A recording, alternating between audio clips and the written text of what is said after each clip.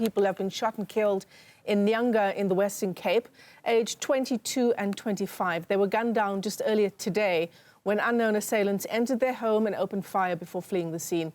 Now, this is the fourth shooting to rock the province this week alone. Yesterday, 7 people were shot dead in Guguletu. 3 others were killed in Philippi on Thursday. In a separate incident, another triple murder was reported in Samora Machel on Tuesday. Now, the police say they've launched an investigation into the latest murders, and the motive, they say, is still unclear. Nyanga detectives are hard at work pursuing all available leads in a bid to apprehend those responsible for the double murder in Bush Street, White City, Nyanga this morning, Sunday, the 29th of June, 2025. According to reports, unknown gunmen entered the dwelling and opened fire on the 2 victims, aged 23 and 25. Both victims did not survive the onslaught on their lives and was declared deceased on the scene by the medical personnel. The unknown assailants fled the scene and they are yet to be arrested.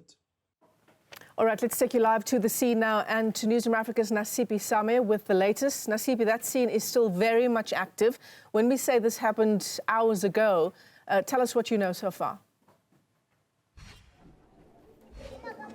Well, Michelle, we're talking about 10 hours ago. I'm going to ask my colleague Jabulo Kele to show you where the incident happened. It was in one of these houses where police say unknown assailants gunned down 2 people aged 23 and 25. And Michelle, looking at the number of shootings, mass shootings that we've been seeing playing out in the streets of the Western Cape, particularly in the city of Cape Town, once again highlights how dangerous Cape Town really is, based even on statistics, but also highlighting the proliferation of illegal firearms and ammunition.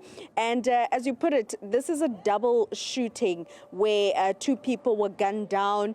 And I'll just track it back to Tuesday when we received information from police that they are investigating a triple murder in Samora Machel. The motive there being vigilante killings.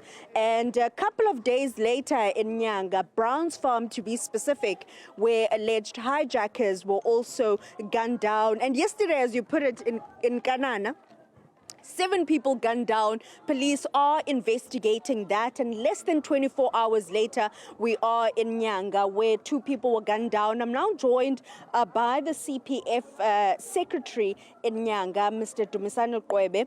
So thank you so much for your time. But what do we know about the shooting that occurred about 10 hours ago? 2 people gunned down, aged 23 and 25. Good morning to you and the listeners. It's very shocking. When we wake up this morning, we had a double murder in Nyanga. For us, it tells that there's a problem somewhere, whether it's a social ills that is happening. But if you can see the these matters happening, it seems that there is a link in between the matter that happened in Guguletu, also this one. Because if you can listen to the stories, you'll find that other people, one of them that shot there, not from this area of Nyanga, it's from where the mass shooting took place. This might be an ongoing criminal activity as planned before. And what is important now is for us to work together to ensure that we understand the importance of partnership. Remember, if we can be strongly partnering with all other government departments, other issues of this nature can be attended to. It can be the issue of social ills. I was worried in this morning when I got this news, bad news, because within the period of 72 hours, we had 5 murders. On Thursday, we had triple murder in Brown's Farm. We've got double murder here. Now, it tells us there's something wrong that we need to sit and discuss and deal with it so that we can't be in this situation again. Police are saying they're investigating this double murder. We know that on Thursday, they'd indicated that they were investigating that triple murder. Since Thursday up until Sunday, there's been 5 people gunned down. While the police are saying that they're not sure what the motive is while they're investigating, As ECPF and engaging with the community, what are the crime generators of Nyanga?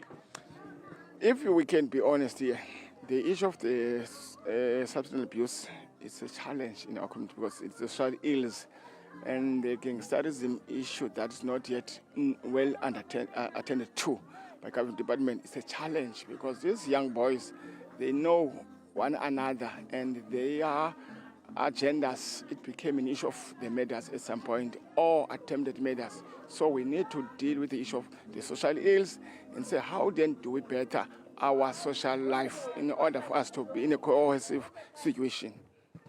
Just a couple of weeks ago, the police arrested an individual with an AK-47 and firearms here in Nyanga, Brown's Farm to be specific.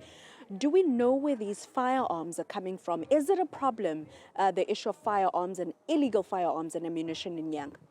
It is a serious concern for us. If I may recall, in 2018, we wrote a letter to Hawks requesting them to intervene in the issue of these firearms that are floating all over Nyanga Police Precinct. They never responded to that letter. Again, we requested crime intelligence to be effective, but it seems that it's in ICU. Now, if you can have a state organ called crime intelligence being admitted in ICU, subs can never get more of these before they happen. We need to have them gather the information and say, subs, please prevent there before it happens. But now, for us in this country of ours, in crime intelligence, it's in ICU.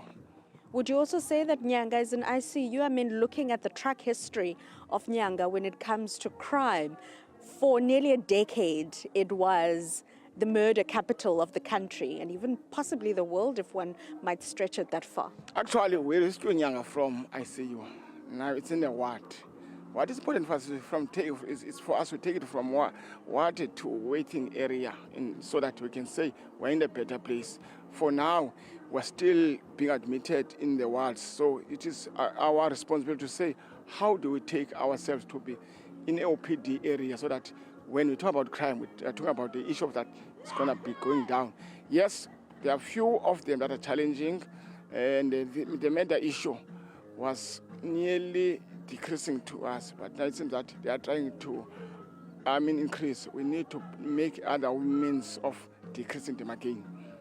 Now let's talk with this collaboration you speak of, that community members need to work with SAPS and strengthen that relationship.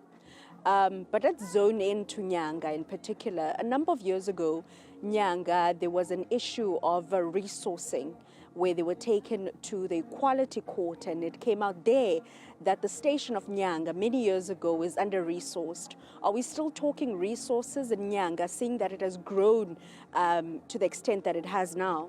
Nasiphi, the issue of the resources within our subs environment is a challenge nationally. If I may tell you, you go to all the stations, you find that we are under-resourced. That's really it.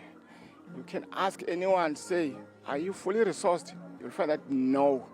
Remember, you can't have one police officer that will be policing 300 households. It's abnormally. And other things that are becoming a challenge in our government, especially in certain areas where you have got acting people for a long time, it gives instability within the organization, that thing. We need to say, government, how then do you deal with the issue of instability?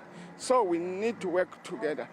Going back to the issue of the court, it's still with us to go and review that ruling, because it seems that SARS never listened carefully on that court ruling, because today we find that our stations are under-resourced.